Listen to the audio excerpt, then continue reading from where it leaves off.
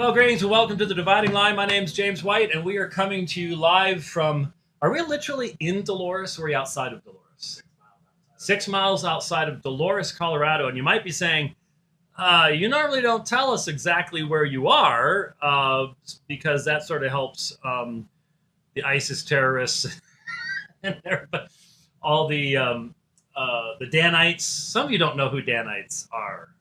Danites come from Mormon history. They were the hit people for Brigham Young, basically. But anyway, that tells who everybody is. Well, it doesn't look like the most populated area I've ever been in.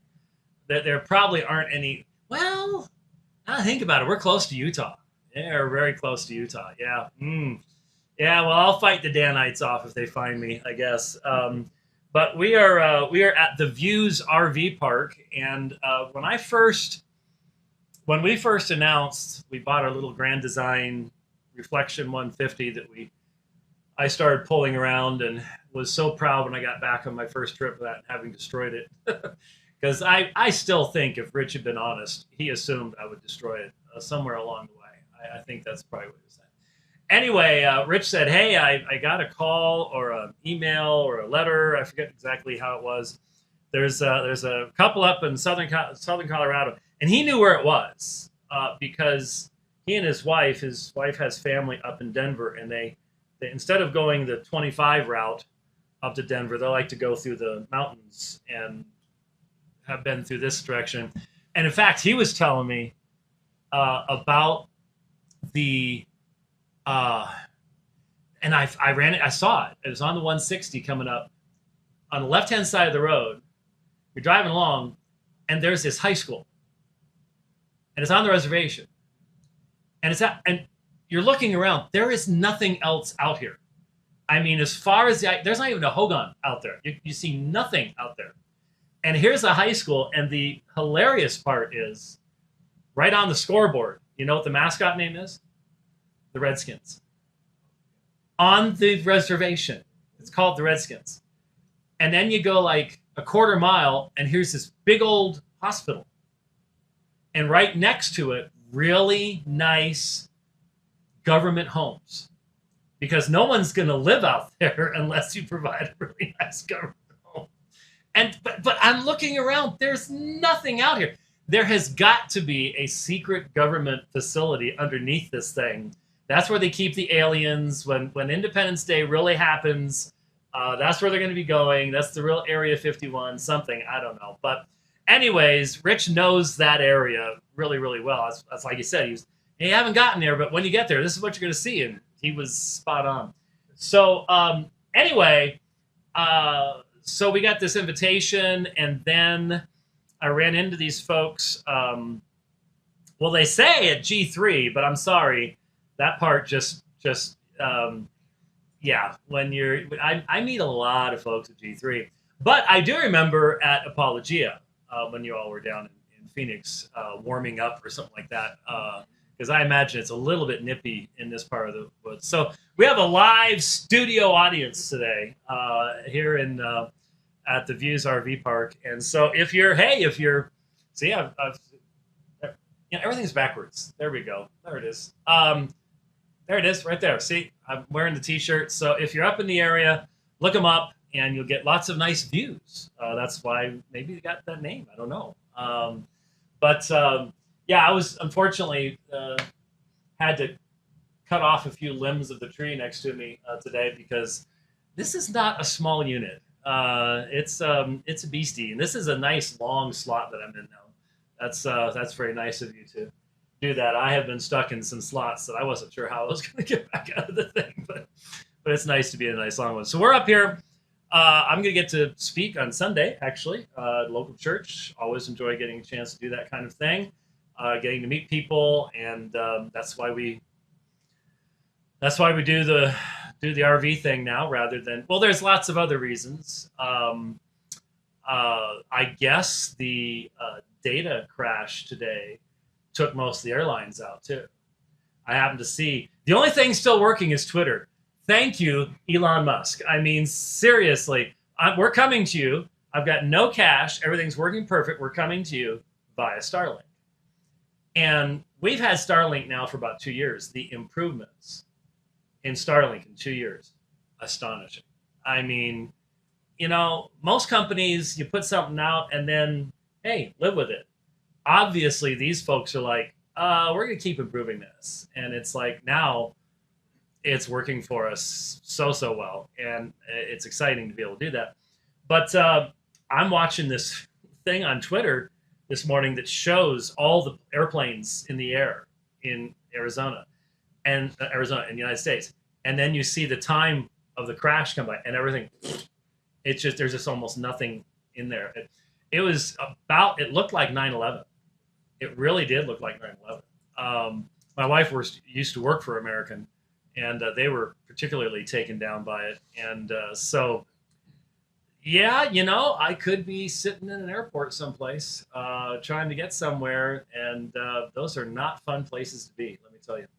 So we are taking your Twitter questions today, and I keep getting notifications on my phone from I have a very nice weather thing in my backyard, and it tells me that there's lightning within 25 miles of my home. So that doesn't help me where I am now at all. But it always looks like you're going to get rained on up here, but then it goes away. I'm not sure why. I haven't yet gotten a really good rainstorm. I hope it's not just saving up, but I want a really good rainstorm because we had the roof sealed because they had a leak coming through that vent right there, right? It wouldn't have quite hit, it would have almost taken you out. It would have taken your foot out or something like that, right next to the door. But that was in a thunderstorm in Texas that was a thunderstorm. I mean, it was coming down buckets, and it probably took 20 minutes before it started leaking. So, it's a new unit as far as going on the road, and you shake stuff loose when you bounce these babies up and down roads. People don't understand that, but that's what happens. Anyways, we're taking your questions on Twitter, and I guess there are 2 places I need to be looking at. There is the broadcast channel, the live broadcast channel, which, okay, I see some of the, yes, for example, Scott Johnson is in our channel. Man, I need better glasses. Well, I need glasses, period. Scott Johnson's in our channel, and he just said, Starlink is neat, but it ruined astral photography forever. He's right. He's right. Believe you me, he's right. I was doing stuff before Starlink, and you would still get streaks from satellites. Now, I actually have night vision goggles, and I got the idea from Jason Lyle, smartest man on the planet. It truly is. I would challenge anybody. Show me someone smarter than Jason Lyle. I can't find anybody. Hopefully going to be running into him next week when I'm in Colorado Springs. But in fact, I texted Jason today, and I said, hey, the debate worked out in Colorado Springs, and I'm just telling you, you're my backup guy if I get sick. And he's like, yeah, right. Okay. So, Jason gave me the idea, and night vision goggles. You look up at the sky on a clear night with really good military grade night vision goggles. It's amazing what you can see. It's amazing. And the thing is, when I first got them, when I was up in Denver, I'd look up in the sky. I could find a satellite within 30 seconds, easily, sometimes immediately. Just all of a sudden you see this thing. And now with all these Starlink ones up there, you take a picture where you open your lens up for like 20 seconds, and you're going to have streaks going all over the place because there's so many satellites up there now. I don't know how anybody launches anything without running into one of those things. They need traffic lights up in the. It's amazing. Okay, well, you know what? There are a bunch in the public channel, but in the dividing line channel, I'll go ahead and go with that question first, and then we'll go to the others. But Roberto has asked, what does the intercession and mediation of Christ mean? Oh, nothing like easy, short questions. Like, you know, I'm surprised no one asked me. I'm wearing a nice turquoise inlaid cross today, but last time I had my chai on, and I've never had anyone. You saw it too? Okay. Um, People were wondering what's that? What is that weird thing that you've got? It's a chai. Um, there's one right there, actually. That was permanent. Chai means life in Hebrew, and so if you've ever watched Fiddler on the Roof, you've heard L'chaim to life. That's where it comes from, and Chaim would be the plural, but Hebrew frequently uses plural just to emphasize something. So it's not lives necessarily; it's life. And so John 14:6, when Jesus answers that question, "I am the way, the truth, and the life," it would be Chai, would be what would be referred to there. So that's so it would have been very quick and easy to answer that question. Um, I guess I could answer the question by saying it is probably um, the most beautiful and important, clear biblical revelation in Scripture that most Christians know nothing about and never think about. And I hate to say it that way, but you would think, some of the Puritans said things like, if I what was it? Who was it that said it? Was it Bunyan? I think it was Bunyan who said, "If I knew that Christ was in the next room praying for me, I would fear nothing." And the reality is, the biblical teaching is that Christ is at the right hand of the Father, interceding for me. So why should I have fear of anything? And that's an appropriate observation. We've talked about the mediation, intercessory work of Christ a lot in light of the doctrine of the atonement.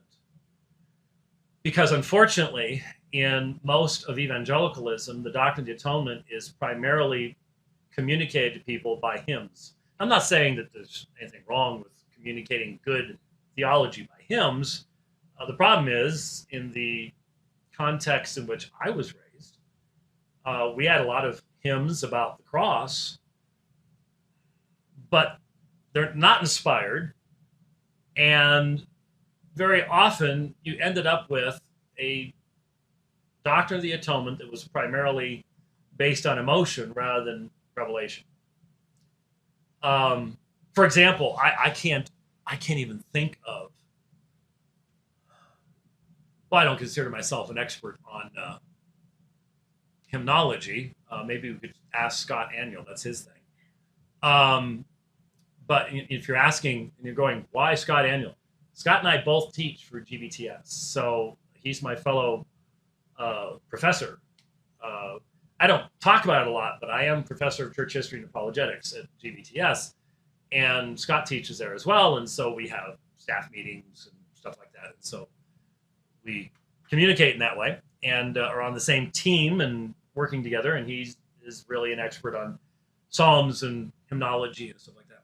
But I can't think of a single hymn. I'll bet Charles Wesley did write something. And now that I'm thinking about it, I think there is. I am thinking about that one that he did on the cross. But almost none of them, when speaking of the cross, speak of Christ's intercessory work on behalf of all those for whom he has died. Very few people think of the fact that the work of the high priest, the audience for whom the high priest offers sacrifice is the same audience for whom he intercedes. And if people would just think about that, and if they would think about what is the new covenant, it's the covenant what? In my blood. When you really start seeing the connections of these things, and I think this will come out when Jared Longshore and I are debating in a few weeks from Denver from this location, Lord willing.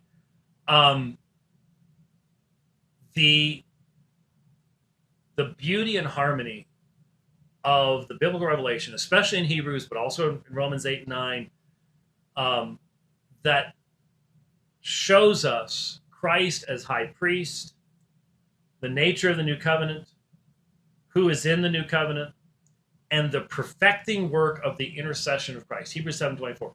He is able to save to the uttermost or completely, because he ever lives to make intercession for those who draw near to God through him. So it's not just the offering of the sacrifice. It is then the presentation of that in the resurrected Christ.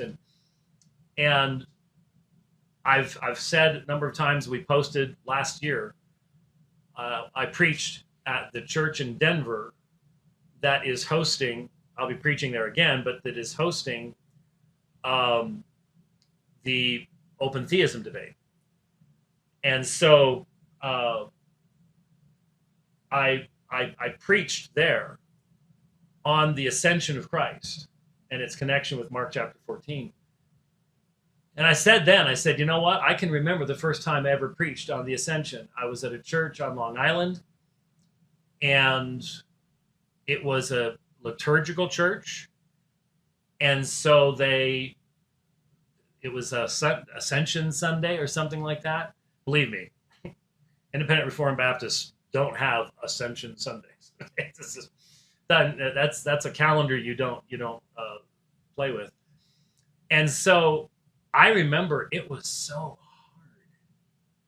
to come up with a sermon on the ascension, which only meant I had only ever really viewed it as a fact, sort of how Jesus gets back to heaven. Really wasn't anything more than that. And then when I had my eschatological awakening a couple of years ago, I started realizing, when Psalm 2 says, "Kiss the Son, lest he be angry," where's the Son? Where's the Son today? How is Jesus reigning today? And that's when I realized the connection between Mark 14 and Daniel 7, and how Daniel 7 is the picture of the enthronement of the resurrected Son when he comes before the Ancient of Days. He's the Son of Man, and a kingdom is given to him. And his servants will serve him. And in the Greek Septuagint is latruo. That's the same term used for the service of the priests in the temple. That's the highest form of worship. And so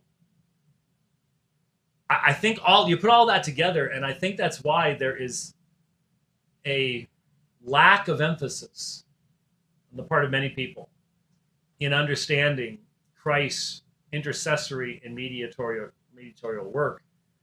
It's not a separate work as in additional to, because when you know what the high priest did on Yom Kippurim, the Day of Atonements in Leviticus 16, I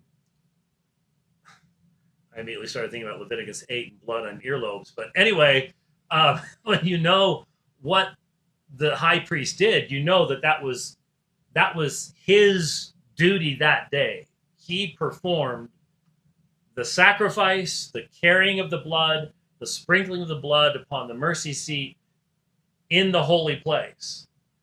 And so Christ as our high priest, the difference, the fulfillment element, is that the high priest always had to then back out. There was no place to sit down in the holy place.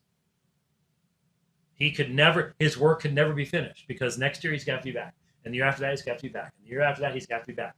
It was the repetitiveness of the sacrifice that was meant to point people's minds forward to a perfect completion, which is what you have in Calvary, which is what is so dangerous and destructive about the Roman Catholic Mass, is you don't have a finished sacrifice that is then commemorated in the supper. You have a propitiatory sacrifice that doesn't perfect anyone.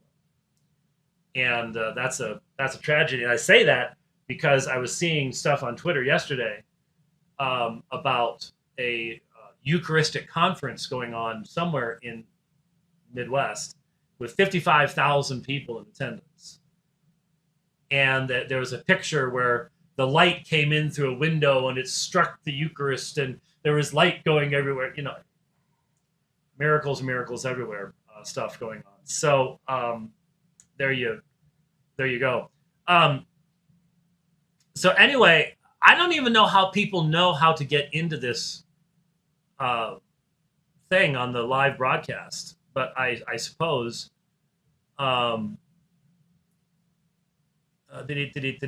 you think when Christ sat down after performing the atonement, he sat on the mercy seat? I've never considered it, and Scripture does not say it. It says he's seated at the right hand of the Father. I don't know how to answer something like that, because I don't think that's the case. Rich says I need to move the microphone closer, but having to be able to see Rich, it's one thing in the studio because he's right there in the window. But when I'm on the road, I figure I get away from the nanny state, and instead I still get stuck with do this, do that, talk louder, move the microphone closer.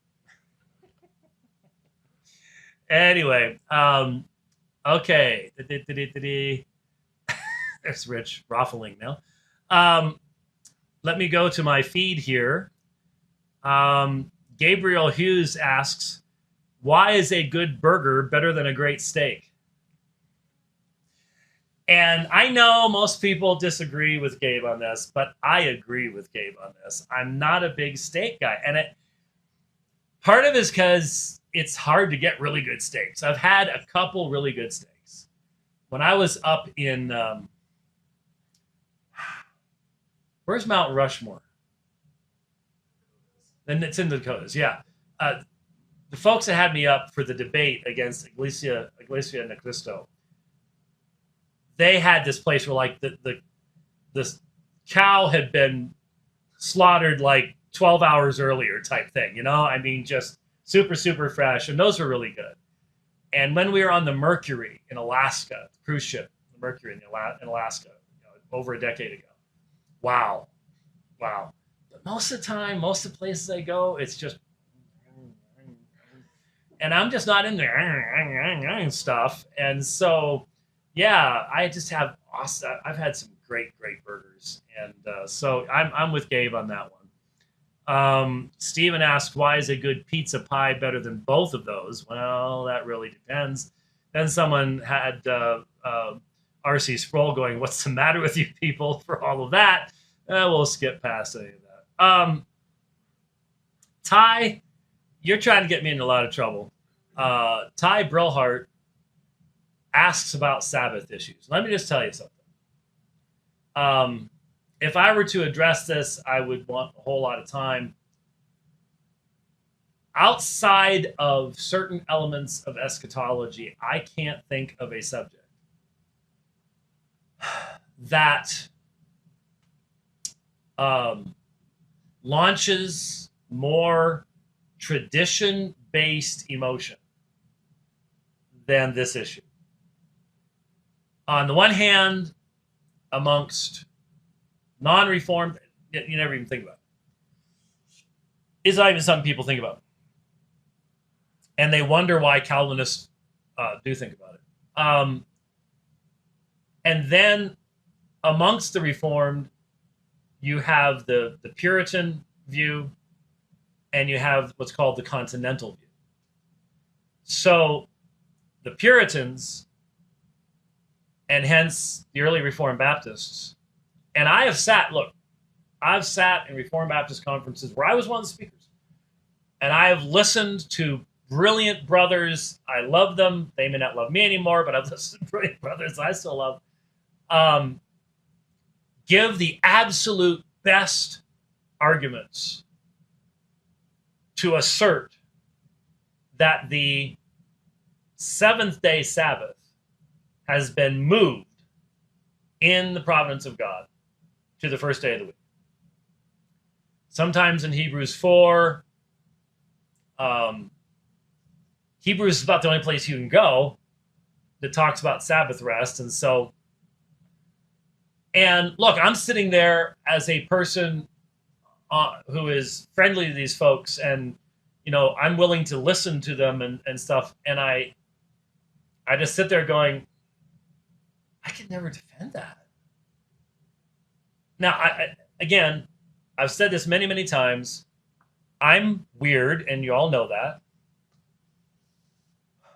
One of the first things cross my mind when a topic like this comes up is I go, if I'm going to present something as being dogmatically necessary, which a lot of people present their views of the Sabbath as, I mean, so much so that they will cut you off if you don't agree with them. Okay, so it almost never goes the other direction. But if I were to try to defend that position in a debate against a well-prepared person who has dealt with the New Testament in its original languages, read our material, I don't think I could do it. It would be a preference thing.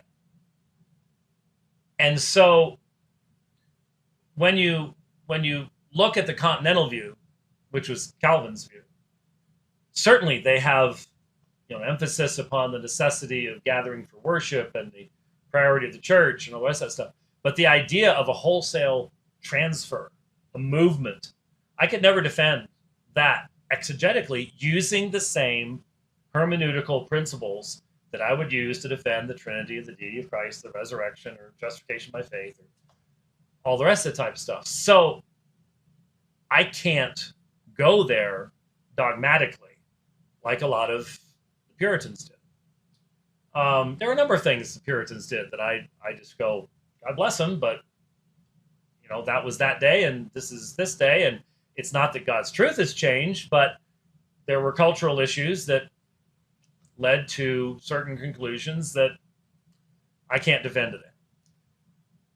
All of that to say, it just seems to me that there are a few topics that can get people more riled up and more angry than that particular one from one particular perspective.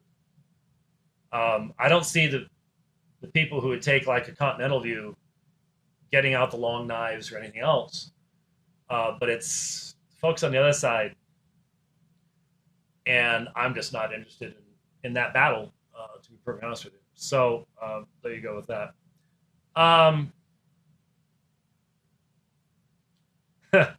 Anley Stanley just made another huge fumble. Well, okay. I'll take a look at that one later. Make sure you stop and get a burger at the Depot. Best burger for over 500 miles. I'm getting a thumbs up from the live studio audience on that. So is that down in Cortez? It's in Dolores. Oh, okay. Well, we may find out what your Sabbath views are on Sunday. Yeah. Hey, if Scott Christensen tells you, last time I saw Scott, this was weird because I've flown exactly twice since COVID hit.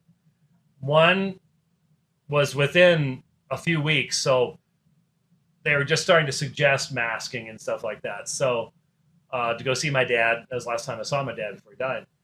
And then the other time I flew was to go pick up the truck in Louisiana. And I'm walking through the airport, Sky Harbor, and I hear someone say, James? And I look over, and I hope I'm remembering, I'm pretty sure it was Scott Christensen.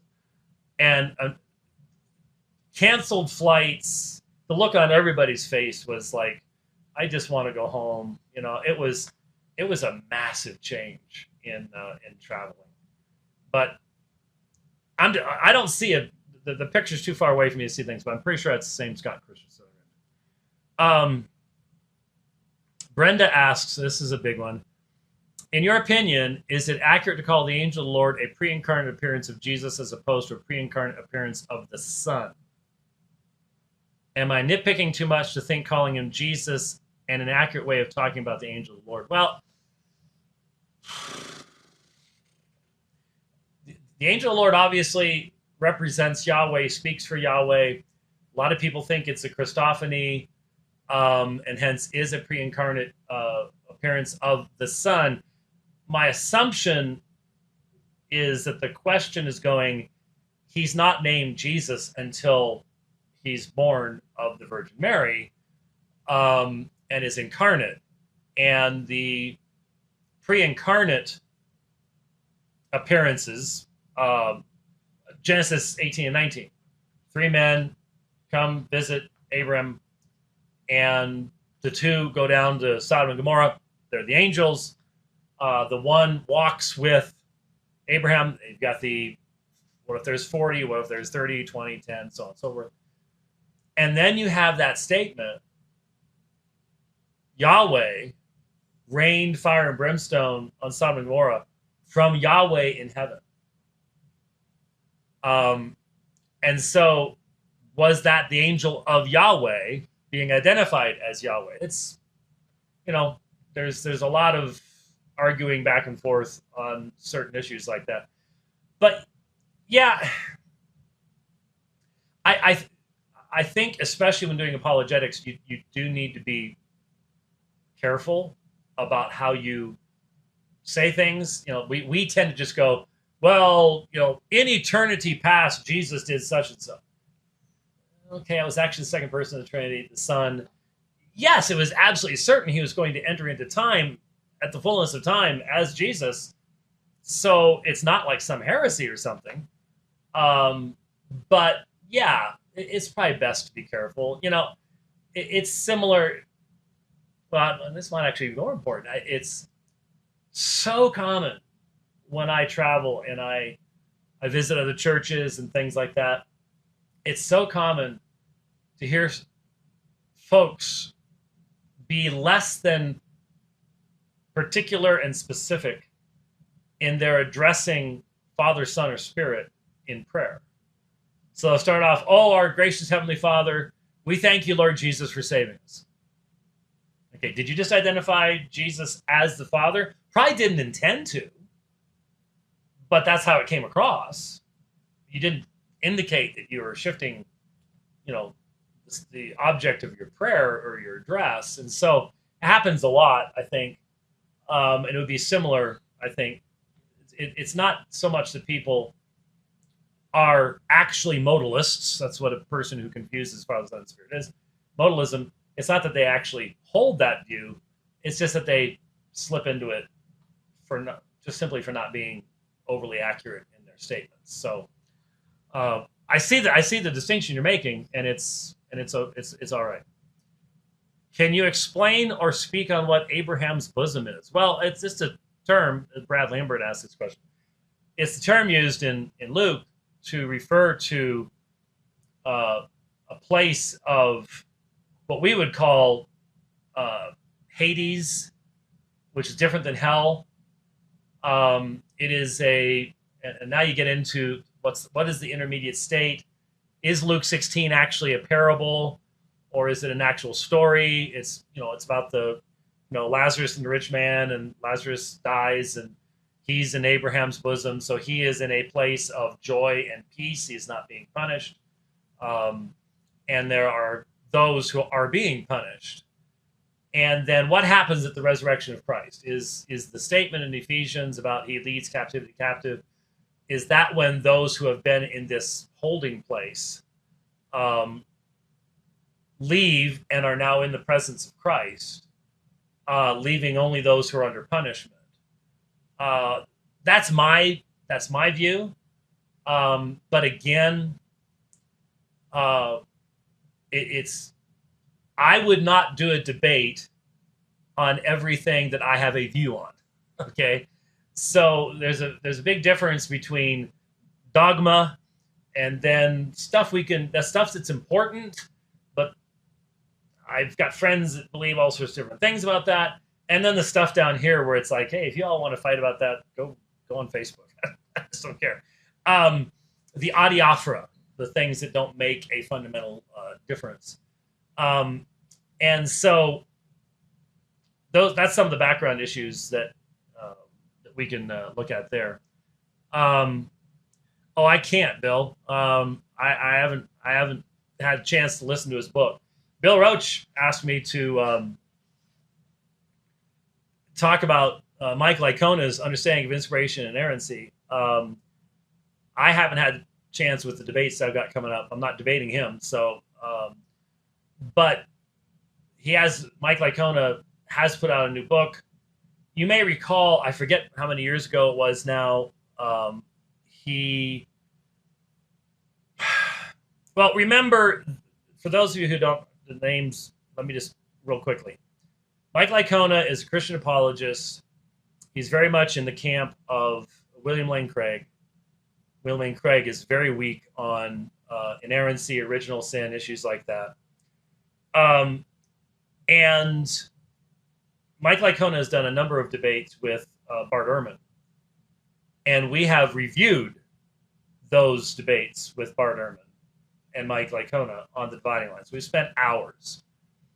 And a few years ago, Mike Licona came out with a paper or somewhere in a book, somewhere along the lines. He was the one that got in big trouble with Norman Geisler about his views about Matthew. Remember in Matthew, we have the singular text that talks about the dead coming out of the graves and coming into Jerusalem, okay? And Mike Licona said basically that's mythology. It didn't really happen. And Norman Geisler came down on him and his views of inerrancy, so that's not really inerrancy. And of course, Norman Geisler came down on me for things too, so I don't automatically just go, but I agreed with Geisler on that particular subject and the nature of inerrancy and the tendency toward compromise that's a part of the Craig Licona majority of scholars believe type of school of apologetics. And so a few years ago, he came out with something, I don't remember if it was a book or something, about saying, well, here's a place where Mark blew it. Mark got a geographical fact wrong. He says, but it doesn't matter. It doesn't change anything. And we walked through it and said, well, you don't have to come to this conclusion. And we went through it. But it was sort of an indication of the direction he was going to be going. And so he has a new book out. Haven't had a chance to listen to it yet because the debate topics that I'm doing on this trip are open theism, authority issues with Roman Catholicism. I'm not sure if I'm even going to count this debate as my 7th debate on Sola Scriptura because I'm in the negative this time. We actually have.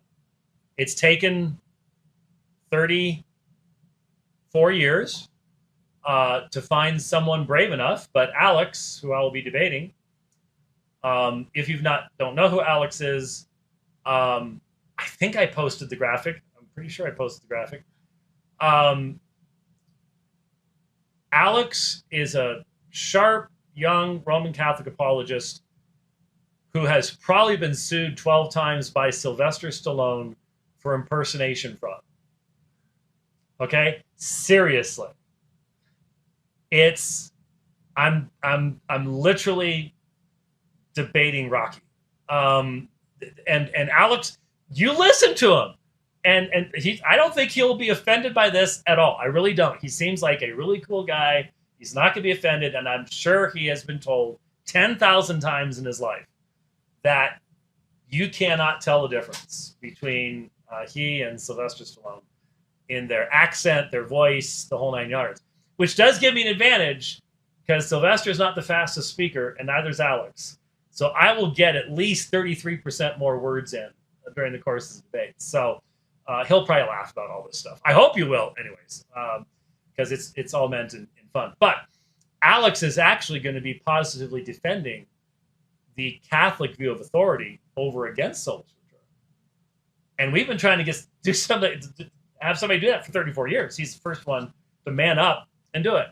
Now, it's not a very long debate, so it's not like we can get into a whole bunch of stuff. But yeah, that's the first debate next weekend. In fact, I think it's a week from tomorrow. Yeah, a week from tomorrow, Colorado Springs.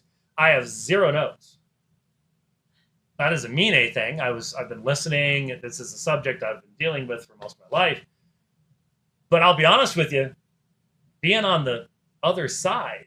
Now, neither one of us are using slides, which means he's not going to walk in and just do a presentation and not care whether I'm there or not, like some Catholic apologists do. But in this situation, obviously there's certain points I want to get to, but being in the negative, I think the respectful way of debating is for me to respond to what the presentation he makes and not just have my own thing going on, which can be hard to do, because exactly where is his emphasis going to be and stuff like that. So it could be challenging. Anyways, those are the topics I have coming up. That, open theism, and then the nature of the new covenant and the blood of the covenant, things like that. So Lycona is just not there yet. But he's done some presentations. I've got the book. I can use Speechify to listen to it.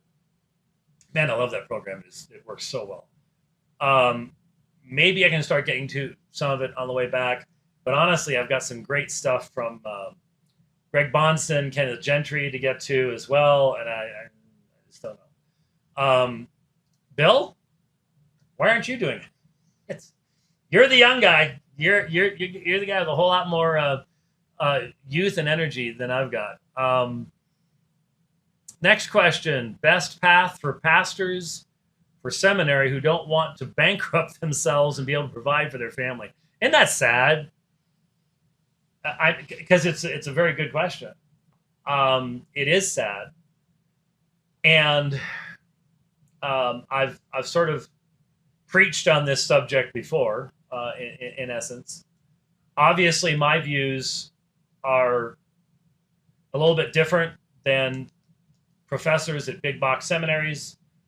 For a long time, seminaries were this massive library, and this was before the internet and things like that.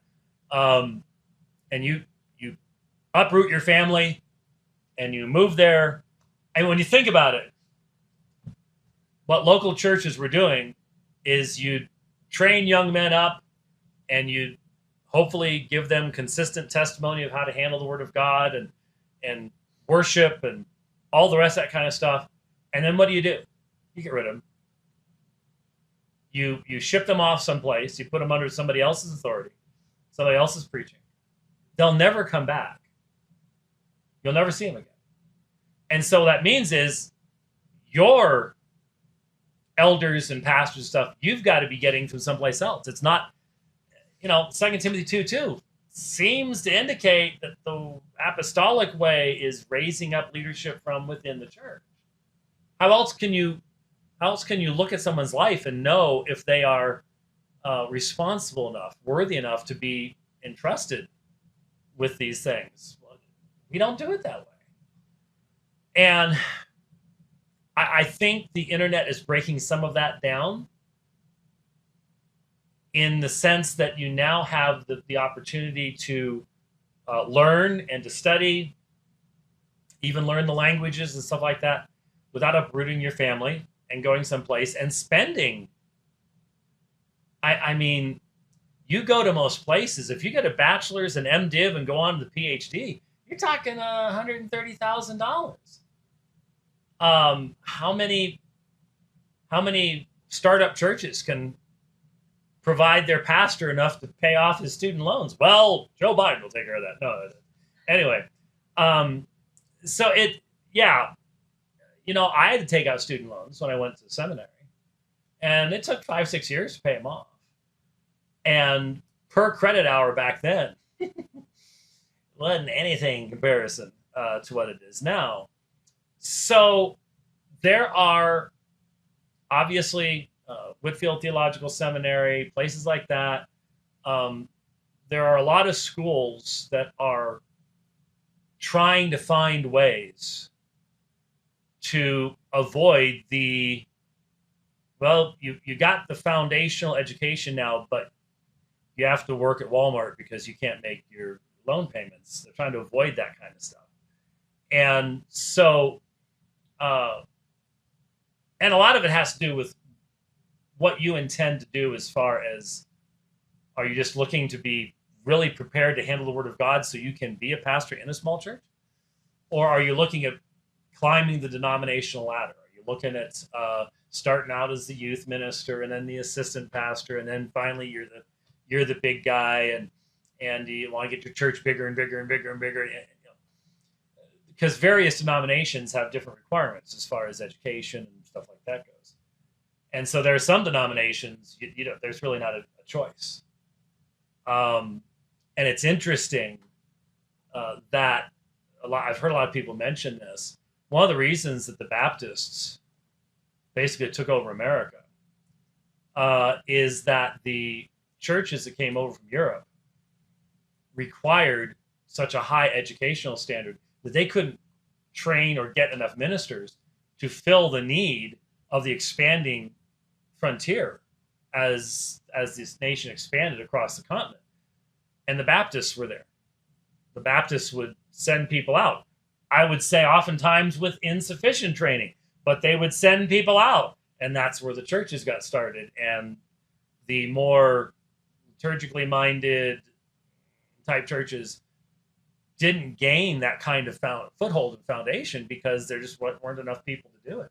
The Methodists had their circuit riders, that would ride the circuit because there just weren't enough people to do that kind of thing. So, but yeah, it is a real challenge. And when people ask me this question, my thought always is, what do you want? What is the Lord calling you to do?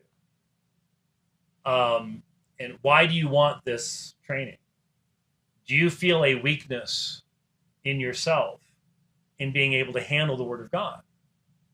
Can that be dealt with without,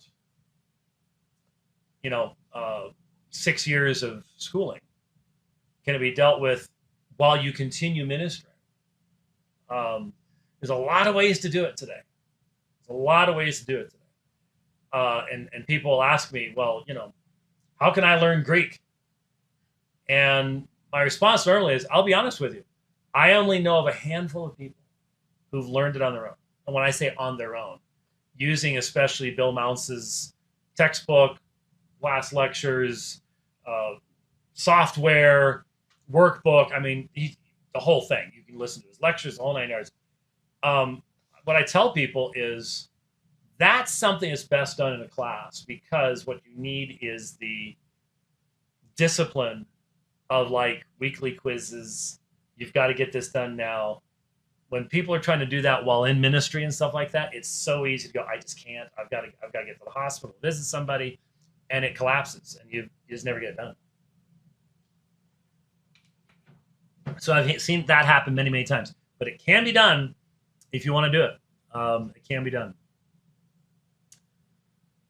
Oh, boy. Sometimes I wonder if you folks just want to, melt my mind or just what. Because I'd say Brandon is throwing one out here that may be one of the single toughest topics to address. It's really challenging, and it's hard. And I'm not making this up. For Hebrews 8:9, being that the writer chose the reading when quoting, is it valid to presume that the variant reading in the Greek Septuagint of that verse was the original and the Masoretic was unoriginal? And a lot of you, including my studio audience, are going, are you going to translate that for us? Because I don't have any idea what you're talking about. We have talked about it before. Here's where it is. Hebrews 8:9. In the in Hebrews itself, what you have is not like the covenant which I made with their fathers in the day when I took them by the hand to lead them out of the land of Egypt. For they did not abide or continue in my covenant, and I did not care for them, says the Lord. If you go to Jeremiah 31, which is where this quotation is coming from, and you read it in pretty much any English translation that's based upon the Hebrew Masoretic text rather than the Greek Septuagint, what it says is, for they did not continue my covenant, even though I was a husband to them. So the quote in Jeremiah says, even though I was a husband to them. The Greek translation says, the Greek Septuagint, which is done 250 at the earliest, 200 years before Christ. And it is the translation that is quoted by the New Testament writers the vast majority of the time in the New Testament, because they're writing to Greek audiences. So why would you quote from the Hebrew when the vast majority of the people you're writing to don't read Hebrew? They read Greek. And there is a Greek translation available and widely distributed around the Roman world called the Greek Septuagint. Now, for the geeks that are interested in things like this, the difference in the Hebrew is probably exactly one letter. Baal, you've heard of the Baals, right? You've heard of Baal, Baal Peor, things like that in the Old Testament. Baal means master, lord, or husband. So when Sarah refers to Abraham as Lord, that would be Baal. The term to despise in Hebrew is Gaal. So in English, it would be the difference between a B and a G. But if you read Hebrew, the Bet and the Gimel, yeah, they're different letters, but they are somewhat similar. And even if you read it in today's Masoretic, in today's like the Biblia Hebraicus Cucartensia, which is what we use today, the older Hebrew is even harder to read. And I can't prove, but I think the Bet and the Gimel are even more similar in the earlier forms of Hebrew. I mean, Hebrew went through development. I mean, think about the Old Testament was written over 1,000 years. Things are going to change. Languages develop over an entire millennium.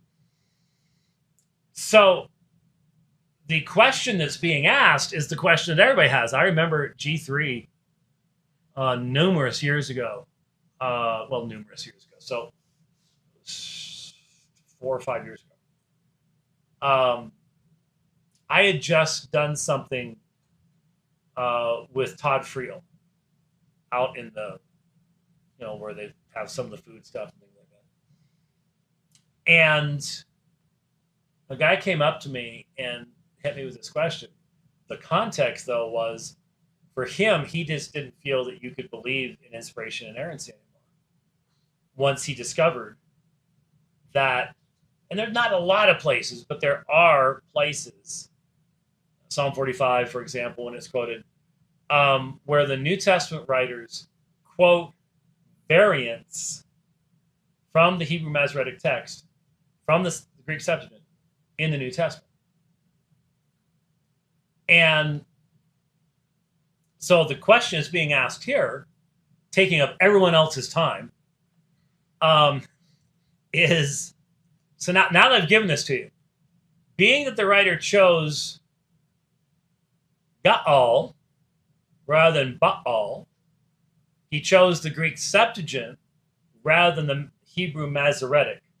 The majority of our English translations prefer the Hebrew Masoretic text.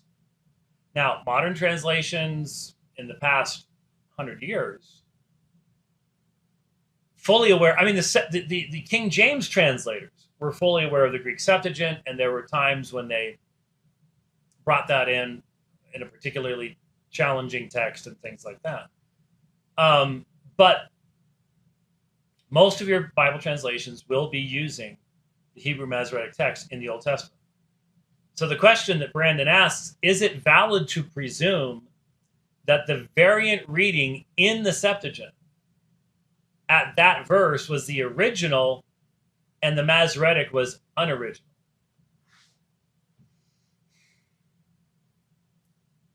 Now,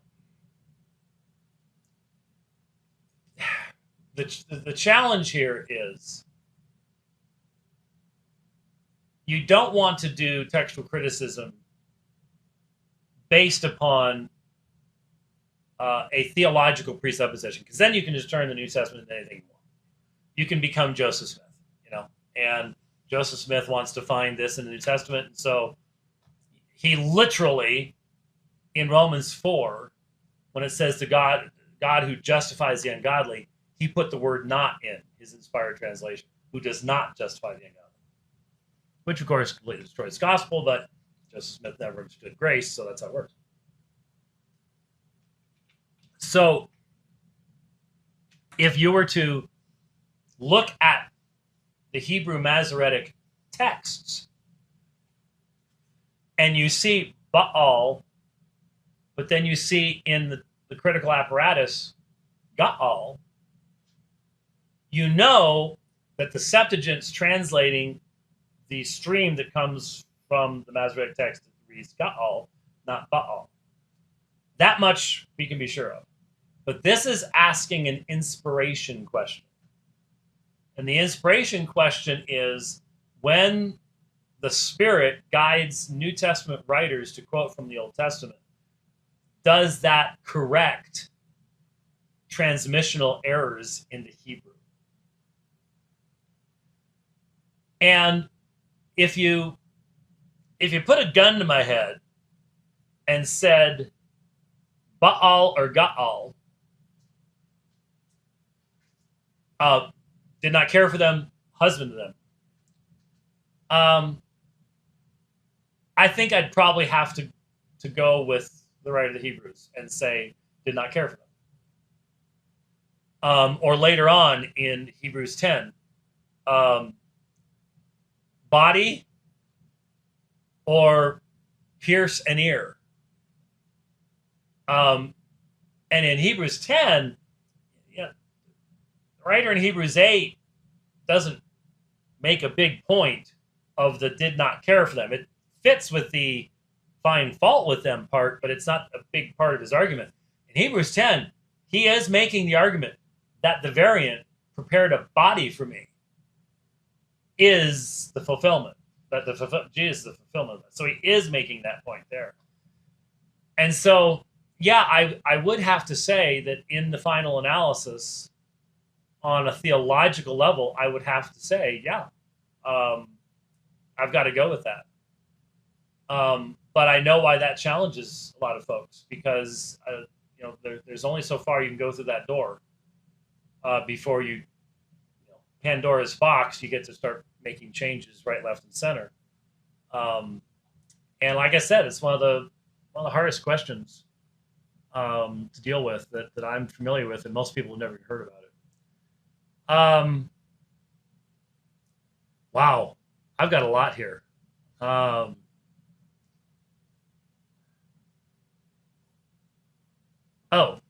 What do you make? It's actually 4:59, but if you all are gonna pass out or anything like that, and from lack of food or something like that. And the neat thing is, and Rich, you can verify for me, every time I've looked over, the stream is just rock solid.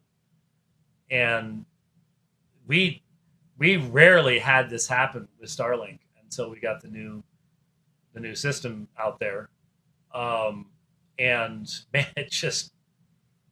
it looks like we have found a way to do the dividing line pretty much wherever we are.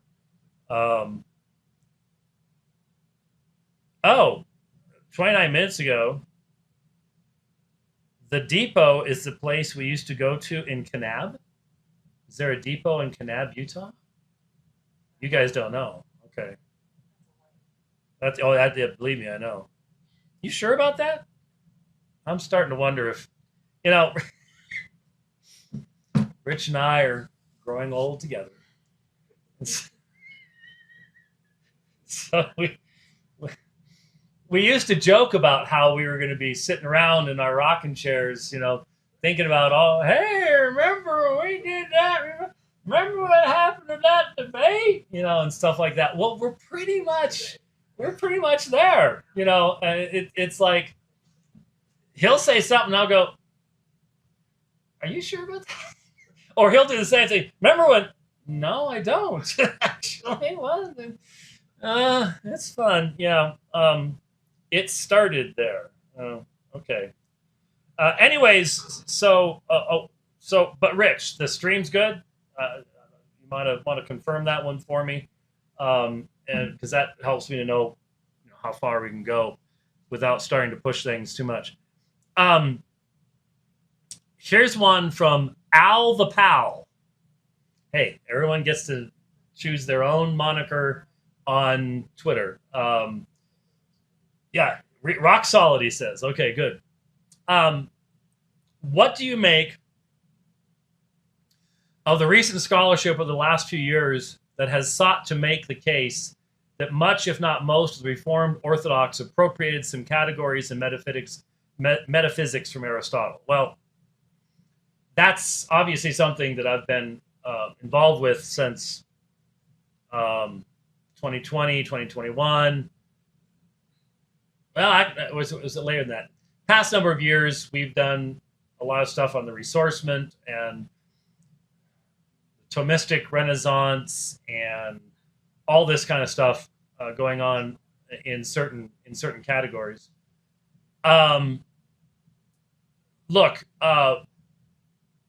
we have to define what the Reformed Orthodox are, and we have to recognize that the Reformation developed its own scholastic period, and that scholasticism has always, in every denomination, when it's developed in a denomination, sought to have a seat at the table with the big boys. And there is no question that, especially the scholastics, because that's what they're dealing with scholasticism, will make reference to Aristotle and Aristotelian categories, and they're going to deal with Thomas Aquinas and stuff like that.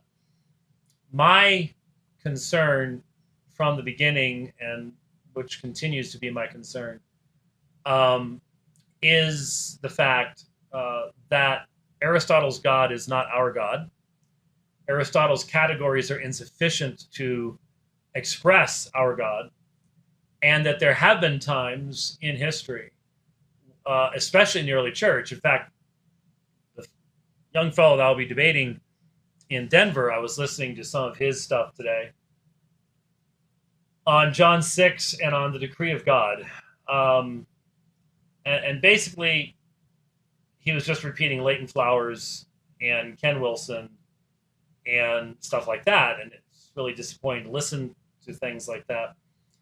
But one of the arguments he was making is Augustine brought Greek philosophy in with the decree of God and stuff like that. And I'm just sitting here going, really? You don't remember Tertullian? There's also water bottles in the fridge if you need them. Hey, you're it's my home. It's my house. Isn't that a nice fridge? I mean, for RVs, that's if it stayed closed. Yes, yes. I mentioned on the last program what happened there. But I have my Velcro thing reestablished to make sure that doesn't happen again, if I remember it. Anyways, what were we talking about? Oh, see what happened? We lost everything there. I'm sitting here going, haven't you ever heard of the phrase, what does Jerusalem have to do with Athens? What does Jerusalem have to do with Athens? Who said that? Tertullian did. So what was Tertullian is 190 to 210-ish, sort of the central area there, and eventually becomes a Montanist, but he was the father of Latin theology. He's at the end of the 2nd century, beginning of the 3rd century. And he goes, what does Athens have to do with Jerusalem? He's asking the question because he sees that as the gospel is going out into the Roman world, it's interacting with Greek philosophy. And the question is, how much of those categories can we appropriate and utilize? And how important is it to remain with biblical categories and just try to find a way to communicate to people who have different categories? And that's been a question that every generation has had to face. But a lot of generations stopped facing it by simply embracing a tradition. And, I just think of Justin Martyr in the middle of the 2nd century. When he's converted, he's wearing the philosopher's pallium, and he continues to wear it the rest of his life. There were many Christians who were going, whoa, wow, Plato must have known Moses. Yeah, I don't think so. So the idea that this started with Augustine, it's just like, you got to stop listening to Ken Wilson, people. We spent hours demonstrating that his stuff is just completely woohoo, historically speaking. But anyway, my concern is that the heart and the essence that made the Reformation what it was is the supremacy and sufficiency of Scripture to define everything we believe. And when you do embrace Thomistic categories and Aristotelian categories of the existence of God and things like that, and try to fit biblical revelation into those categories, they are not big enough. They are not big enough. And they warp and twist things. And so, yeah, there's all this stuff going on right now with conferences and everything going on. I don't think it's going to last a long time. It goes in cycles. And the fact of the matter is, you can get all excited about it. But most people in the pew, after about the 4th sermon, really digging into that kind of stuff, start getting sort of glazed eyes and start looking down the road at that other church down there where they're still talking about the Bible. I don't know that it's going to last a whole long time, but we'll see. Wow, I cannot believe the number, and I haven't even looked back at the other one yet. Yeah, you see that the one that is the comments, that is my ice maker. That is that everybody in the room here just heard, and we are so proud of ourselves because the previous owners, I wrote to them and they told us, yeah, we wished the ice maker worked. We could just never figure out how to get it to work. And we tried, and finally someone at Sun City RV found out that there's a connection inside that cabinet on the side next to a drawer that you've got to get to. And as you just heard, it works. It works. We are so proud of ourselves. You all just don't know. The RV life is a different life, okay? It really, really is. It's a different life.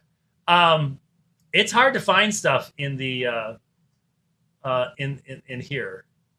But man, may I just thank everybody for the questions. I'm not going to get to all of them, obviously, because there's just more and more of them coming. But this is a good way of doing this. This is a really good way of doing this. I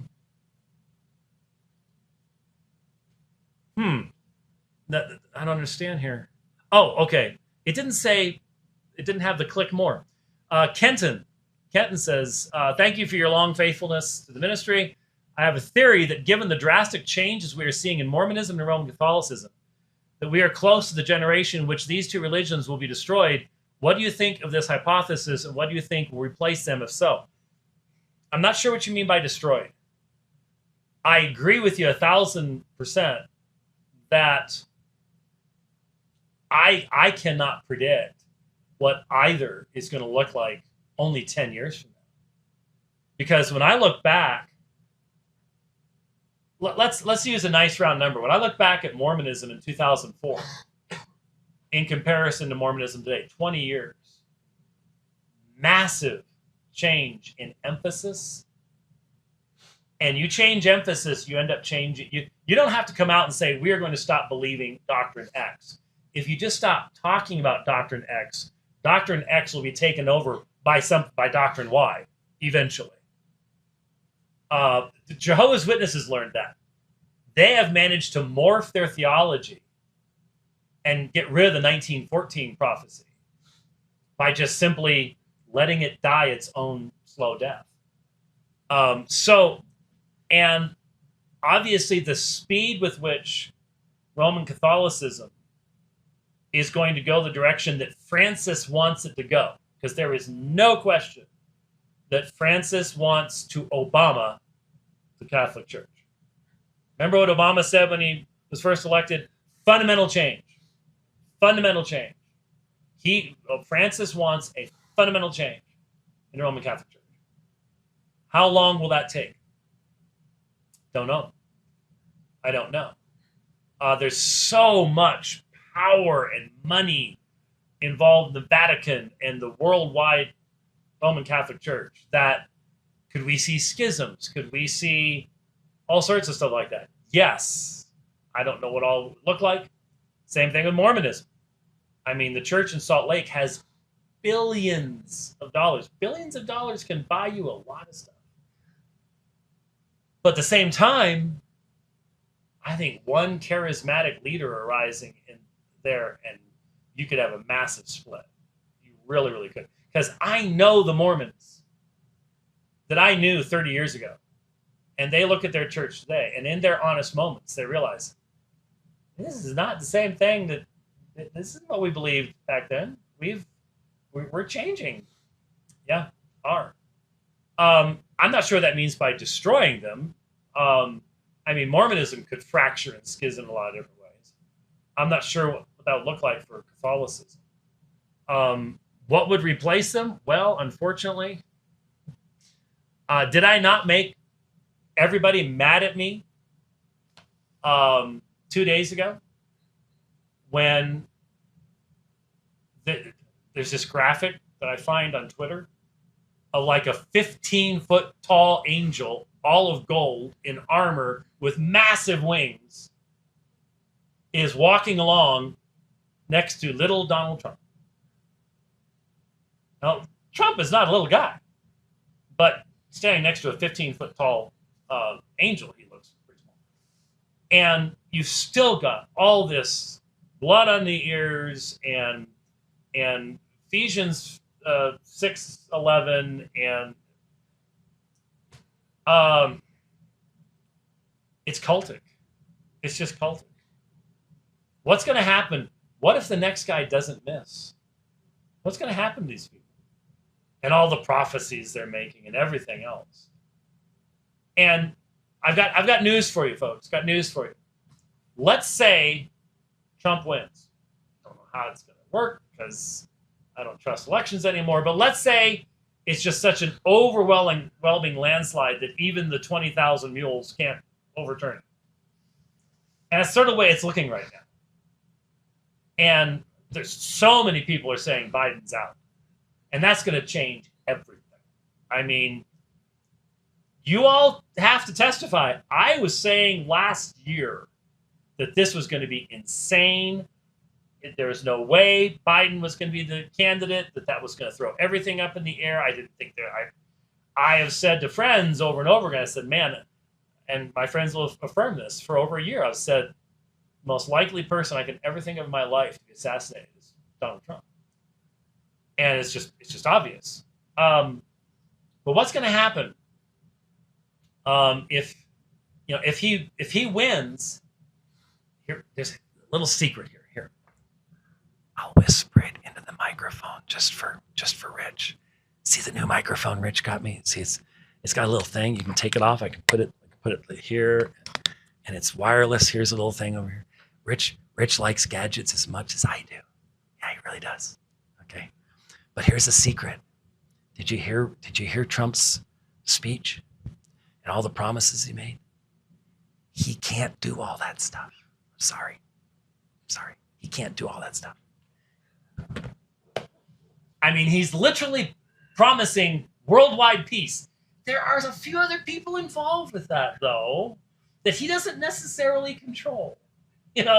So once he got to that point where we're going to bring peace across, it's just like, on earth, goodwill, peace toward men, the Messiah is here. It's like, folks, look, on many, many, many, many levels, yes, far better than the regime, but he's not the Messiah. He can't do all that stuff, and he knows that, you know that.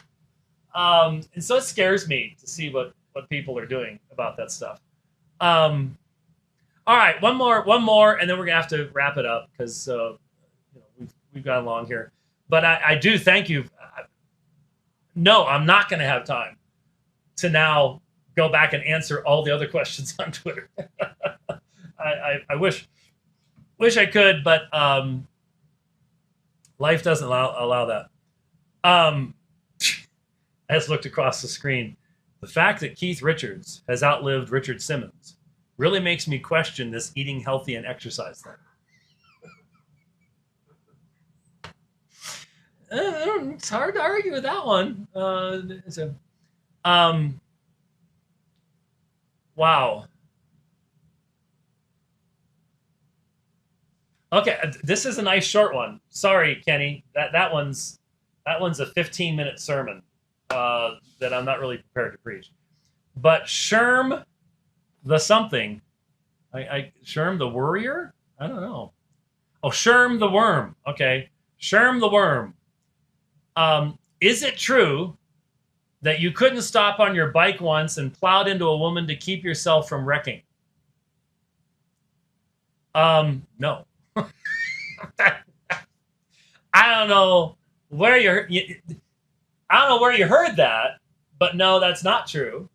I don't ever recall running into a woman on my bike in 166,700 so odd miles of riding.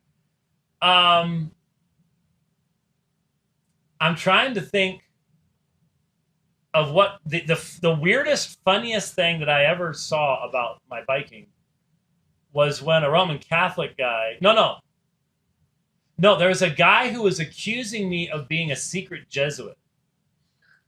And he actually came up with the theory that that we have like a monk, and his whole purpose is that he goes out, and because I'll often post my rides on Strava, and so you've got the GPS and climbing up Mount Evans and all the rest of that fun stuff. And he came up with a theory that there is a monk who has been assigned. His whole job is to do my bike rides. So I'm actually working on attacking the church and studying the popes and making up stuff about Roman Catholicism.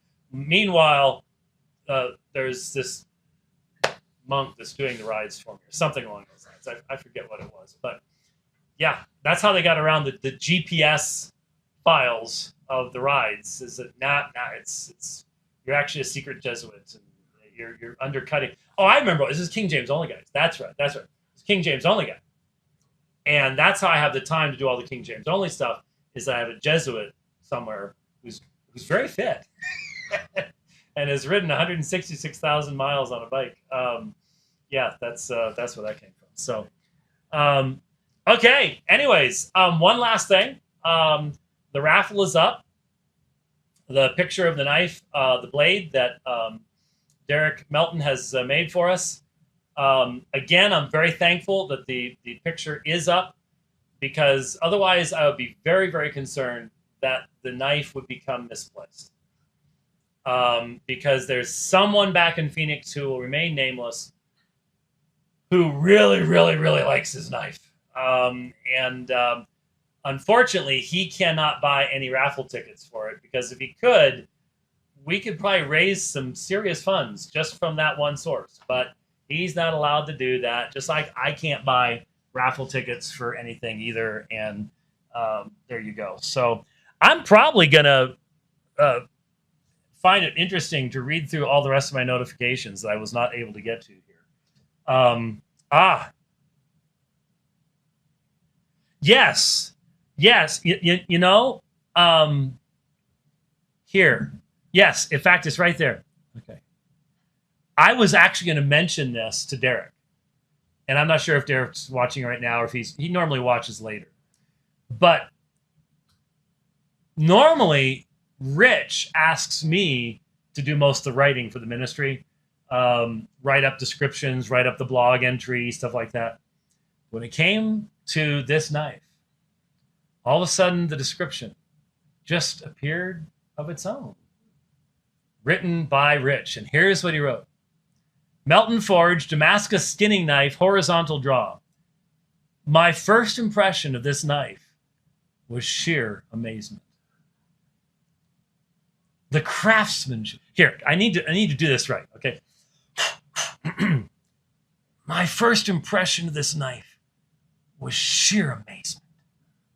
The craftsmanship of this knife and sheath is so stunning that it can only be called a work of art. Once again, Pastor Derek Melton has outdone himself. This knife easily fits in my hand. It is well balanced, not too heavy and not too light, with a blade that is super sharp. I love the horizontal sheath because I prefer cross-draw holstering. The winner of this raffle is in for a real treat.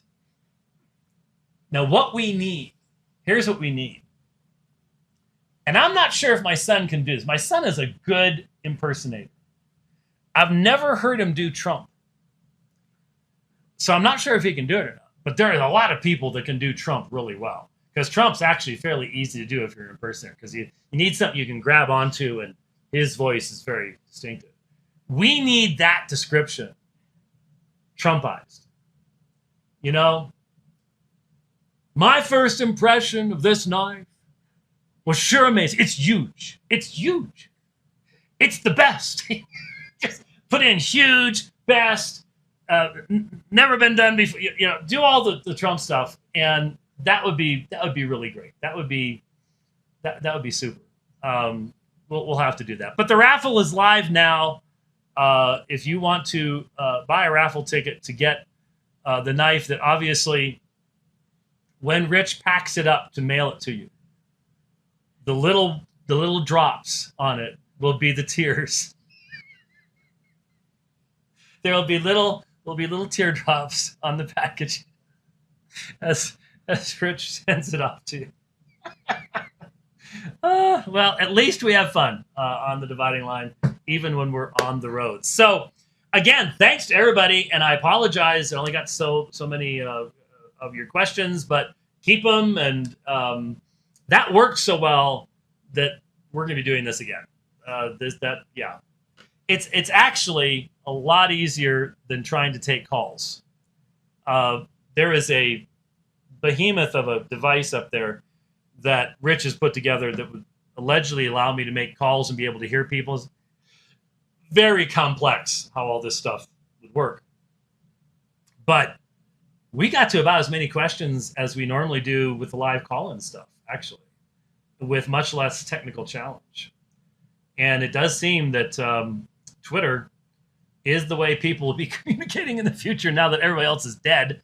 Facebook's down, everything else is down. But hey, here we have Twitter. It's still working. So, all right. The only problem with this is I have to remember how in the world to get out of all of this and click all the things that I have to click. So there I have started the outro music, and that gives me a few seconds to get out of here. But anyways, thanks for watching. I don't know when we'll be back again. I'm traveling to Colorado Springs, but we try to fit it in somewhere along the way. So download the app, be ready, and we'll see you next time. God bless.